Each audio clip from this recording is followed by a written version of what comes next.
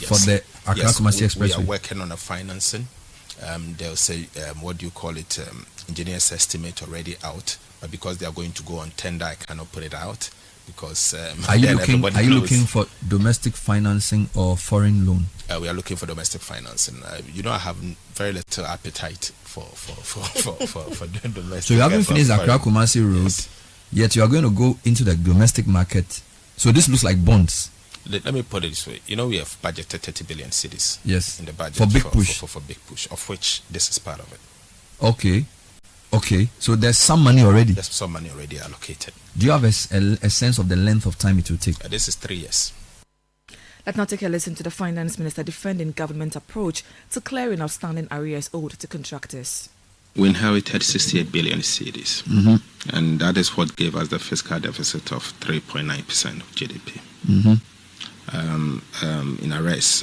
And so, obviously, government cannot pay 68 billion cedis in 1 year. And first, I needed to subject this arrears itself to audit, to validate them, and to be sure of the strategy that I will use to clear this arrears. Simple put, in doing so, the 2025 budget, I programmed 13.8 billion cedis for the payment of these arrears. So far, I've paid about 12 billion, and I have about 1.8 billion to go. I cannot exceed the 13.8 that Parliament gave to me. Now, in the 2026 budget, I've programmed 25 billion cedis, and I'll pay another 25 billion cedis, and then pay the rest in 2027 and maybe 2028. And I expect that within 4 years, I should be able to pay. Finance Minister Dr. Kasio Latu Fosin, the minority in Parliament, has accused the Finance Ministry of failing to release 2025 budgetary allocations for goods and services to various ministries, departments and agencies.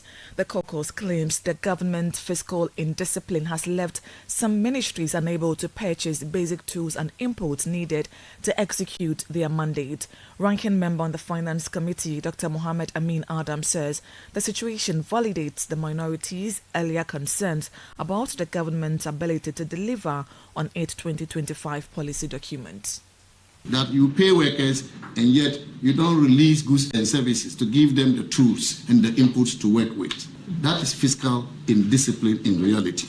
Some ministries do not even have basic things such as toilet rolls and are unable to even provide fuel for government work.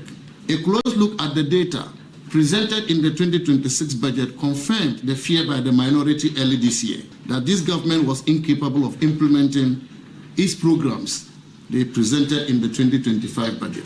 For example, goods and services. The government programmed to spend 5.1 billion Ghana cedis from Q1 to Q3, but ended up spending only 3.8 billion Ghana cedis. The amount released for goods and services is about 56% of the total allocation for the year. So when we say the minister has not been spending, we are right. The minister's own data on the release for goods and services and capital spending say it all. The minority caucus also warned government against excuses for the likely failure of the Nkoko Nketenkete program, citing unfavorable weather conditions as a contributing factor.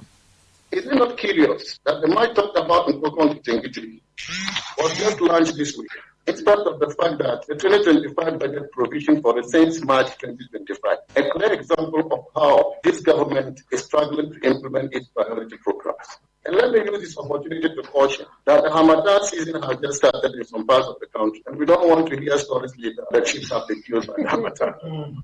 Timing is of utmost importance when you are implementing a program. Also, ladies and gentlemen, the National Voters Program, which was not implemented, has found yet another space in the 2026 budget, an equivalent 100 million Ghana cedis allocated to it, similar to what they did last year and could not implement. Road contractors, businesses, and other providers of government services are suffering from this minister's self-created liquidity drought, while its officials celebrate restraint. In time, the actual impact of the policies employed during this minister's honeymoon period will hit all of us. Former Finance Minister and ranking member on the Finance Committee, Dr. Mohammed Amin Adam, Residents of Damongo have expressed gratitude to government for finally including the Damongo Water Project and a new university in the 2026 budget. Speaking to Citi News, some residents said they feel relieved after the finance minister announced that funds will be allocated to deliver the long-awaited projects. They believe the initiatives will significantly improve development in Damongo and the wider Savannah region. I'm so happy to hear about the water project coming on because Damongo here we are suffering from water problem, especially mostly when workers are coming here and there's no water, they always run away. And for that purpose, we are happy and we are always happy. And it is my pleasure to hear that the budget has been our water project has been added to the 26 budget, and I'm so happy. And also glad to hear that about the COVID-19 levy it has been cancelled. It's nice because mostly if you go and buy something and it happened that you go and buy it, at the end you not even enjoy yourself. And about also the school, the university, most of us we struggle to go far, even like 10 hours journey for school. And also I'm happy that it's coming. We'll be glad, and me myself I'm waiting for it to come and I'll be part of the first years. I'm happy for you asking me about this Damongo water project. And I share for politicians, when they come, some of them say I'll do this, sometimes they do, sometimes they don't do. We only pray that it should come to reality. I am now happy that it has been captured in the budget, and I'm praying that as captured the issue, the truth should come to reality, so that it will bring development because it will create job for some people. Also bring development for Damongo. Concern about the Damongo University. If you want somebody to build a primary school, it developed because those were some residents of Damongo in the Savannah region. Minority leader Alexander Penyomakin has expressed concern over rising disunity within the New Patriotic Party Minority Caucus, warning that internal conflict are weakening the party's ability to hold government accountable. Addressing members at a caucus meeting, he said the greatest threat to their effectiveness is not the majority but their own divisions. Alexander Penyomakin asked for an immediate end to infighting, stressing that while disagreements are normal, they must not undermine the party's collective mission. Here, excerpt of his speech at a meeting with his colleagues. Let us be brutally honest. Our internal divisions played a huge part in our colossal defeat in the last elections. The question is, will we rebuild or will we repeat? We cannot set sail towards power, our coveted goal, with the same divided ship that brought us to defeat. We must rebuild. We must unite. We must chart a new course. Do you think the people will trust us to manage Ghana when we cannot manage our own caucus and party? Will they believe in our vision when we cannot agree amongst ourselves? Colleagues, time is not on our side. Every day we remain divided is a day the government consolidates its grip on power. A day our people lose faith in us, and a day we drift further from relevance. Those were excerpts of an exchange read by my colleague Fred Jabano in that minority leaders meeting with his colleagues on the caucus. Now, President John Dramani Mahama says a private investor plans to establish a ferry service in Tema to serve countries along the West African coast. Speaking at the commission on the phases 1 and 2 of the Tema Port expansion project, President Mahama said the ferries will transport vehicles, passengers and goods between Ghana and neighboring states. The president assured that government will provide full support to ensure the project's success. A private sector maritime operator just recently has approached us to establish a ferry service for countries on the West African coast to be located here in Tema. The ferries will carry vehicles, passengers and goods between Ghana and other West African states. It can take trucks carrying cargo, it can take passengers, and so if we have that service, it would help supplement sending cargo always by road. You can go by ferry with your goods to Nigeria. President John Dramani Mahama, this is still the City Prime News on 97.3 Citi FM. The news is live from our studios in Adabraka in Accra. We are also live in the Western region on Beach FM 105.5 and Sky Power FM 93.5, both in Takrady. Ashanti region Focus FM 94.3 on KNUST Campus Kumasi. Orange FM 107.9, also in Kumasi. Volta region, we are live on Sela Radio 97.1 in Dabala. Holy FM 98.5 in Aplao, Savannah region Kasha FM 99.5 in Damongo, and Bono region we are live on Greener FM 95.9 in Sunyai. Now still to come, Black Stars of Ghana lose by 2-0 in first of 2 international friendly match against Japan. We have details coming up shortly. Please don't go away. Citi Prime News at 12 midday. Update you on all the running stories and connect you to the newsmakers. The luckiest everywhere for everyone. Yeah. This year is going to be sweet. I don't just feel it, I know it, because the Luckiest Season 3 is back. And I'm about to show you how to grab your golden ticket. Just dial *712# and follow the prompts to purchase your ticket. Or go to theluckiestafrica.com, hit community tickets, and pick your lucky number. Or let the system do its magic. Choose how much you want to spend from 1 to 5,000 Ghana cedis. You can even buy a ticket for someone else. Be someone's hero. Payment? Easy. Mobile money in Ghana or card if you're international. One ticket can turn 1 CD into 500 times more. That's maths we love. Or your community will win 10 times more. So let's get lucky together, because luck is everywhere. Play responsibly, not for persons under 18 years. This promotion is regulated by the NLA on the Caritas platform. Citi Prime News at 12 midday. Update you on all the running stories and connect you to the newsmakers. You're welcome back. The National Anti-Illegal Mining Operations Secretariat has arrested 10 armed men posing as task force members in the Nyankaman Amori forest in the Awen municipality. The suspects, believed to have ties to the Awen Traditional Authority, allegedly extorted money from illegal miners and enabled galamsey operations. NIMOS apprehended them in a dawn operation recovering weapons and talismans.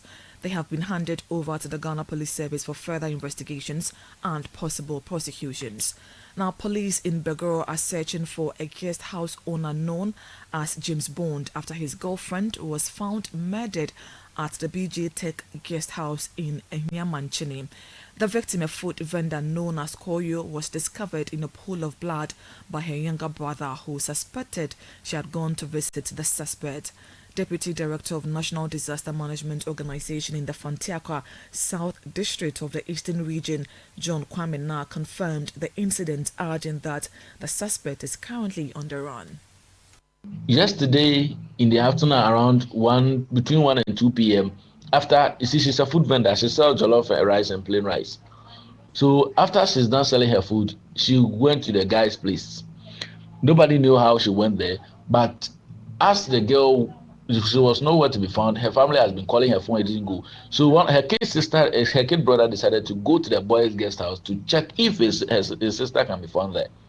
So as the guy went there, he was knocking, no one was responding. So he looked through the window and he saw his sister's body on the corridor without life. And that's where the young boy ran home to inform the family. So that is around somewhere in these evenings where the boy had to run home and call the family and tell the family about the incident that has happened. John Kwame Na is the Deputy Director of the National Disaster Management Organization, that is NADMO, in the Fantiakwa South District of the Eastern Region. Now, First Lady Lordina Mahama says Ghana remains committed to ending AIDS as a public health threat by 2030. She made the remarks in Sunyai during a community health screening organized with the Ghana AIDS Commission, the second in a nationwide series.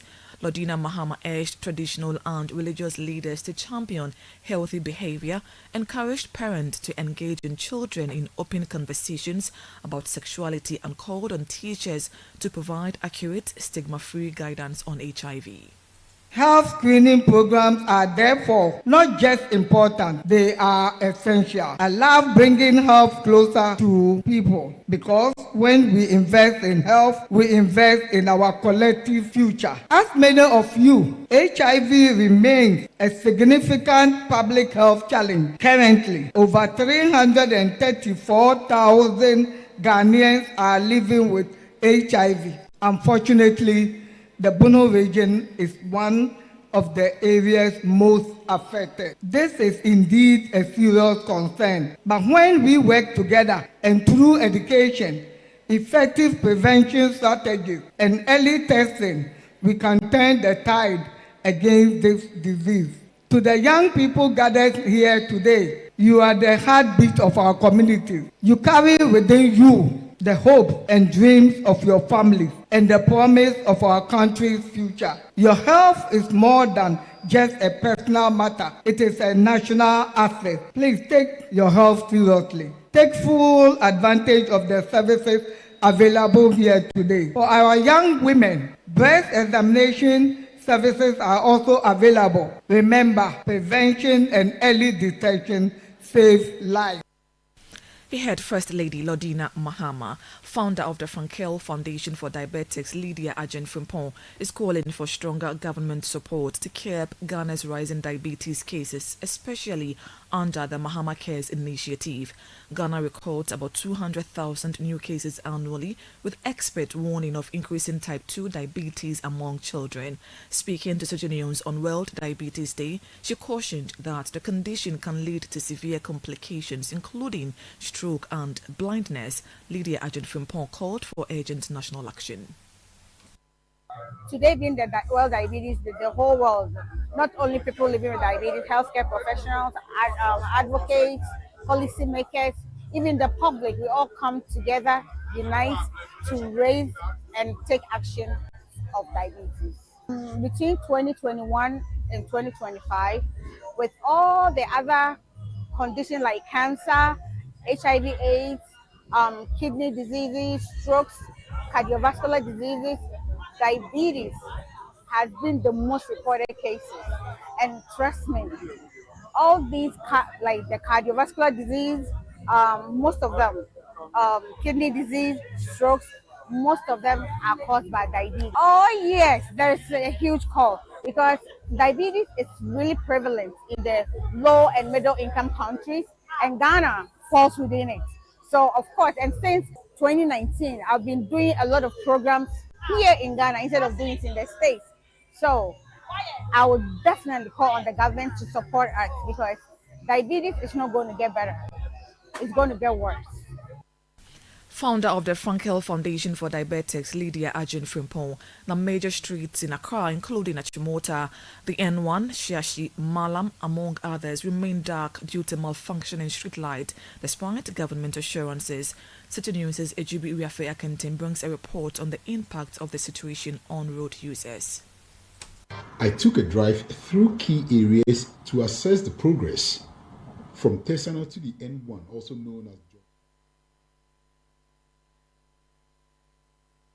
In February this year, the Greater Accra Regional Minister Linda Oklu made some assurances as to how she and her outfit were going to help improve the state of the city, Accra. One of the key points she made around that time was the restoration of street lights in the capital, which several people had raised concerns at the time about how it was adversely impacting their lives. She has also come out to say that the restoration process has progressed by some 85%. However, I'm currently at Achimota, and this stretch I am standing on will take you to Kiseman. Right ahead is the runabout that connects you to places like Tesano, Jowulu, and the N1 that takes you as far as the Accra Mall. Something that you will realize when you use this stretch is the darkness on the streets.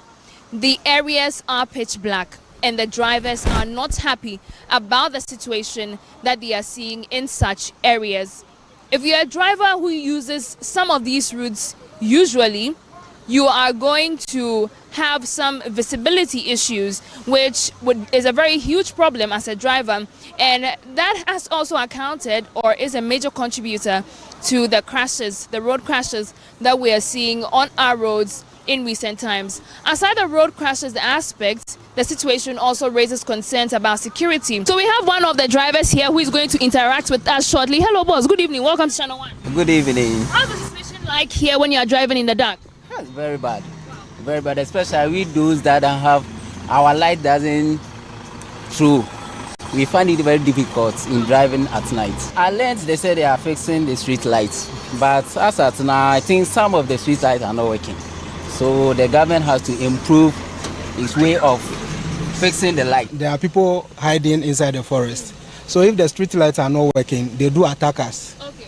I was attacked here and they took my phone away from me. Right. Yes, so we need the street light to be fixed. I remember some time ago when I was coming, I saw some armed robbers attacking somebody. Very true. I'm not just narrating it. I'm just speaking it as I saw it. They were just chasing the guy just like that. And you know, there wasn't traffic like you are seeing right now. The road was really empty, but it was really dark. And I was coming with a top speed, so I had to, go straight to focus on my journey. Charlie, it's really terrible here. Earlier we spoke to residents on the Achimota Kiseman stretch, and now we are on the Kaneshi Malam stretch, and the situation here is very similar. I'm standing on the road median, and this is where most of the street lights are placed. So as far as that side, and right ahead of me, you would see that the street lights on the road median are completely off. And the place is also dark, just like what we saw earlier. An interesting trend I have noticed on the street lights that are on this particular stretch or medium is what we have here. If you take a closer look, you can see that this pole which connects to the street lights has been open, and what appears to be cables that are supposed to power this particular street lights have been open and disconnected in some manner, which goes further to affirm the concerns that authorities also have, that in as much as they are doing their best to resolve the situation and restore the street lights back in the city, some unscrupulous persons still go ahead to open up these street lights, steal the wiring, and they take them away, further worsening the situation of lightning on the streets of the capital. That report was put together by my colleague Ejubi Riafe Akentane. Now, Japan's Blue Samurai beat the Black Stars 2-0 in their opening Korean Cup match. Now, Takumo Mino scored in the first half, with Richu Duan adding a second after the break. Now, Ghana will face South Korea next on Tuesday at 11 a.m. The tournament serves as a key test as the Black Stars prepare for the 2026 World Cup, with their group stage opponent to be announced on December 5, 2025. Now, Vivo Energy Ghana has launched new fuel-safe products aimed at preventing engine build-up and improving overall efficiency.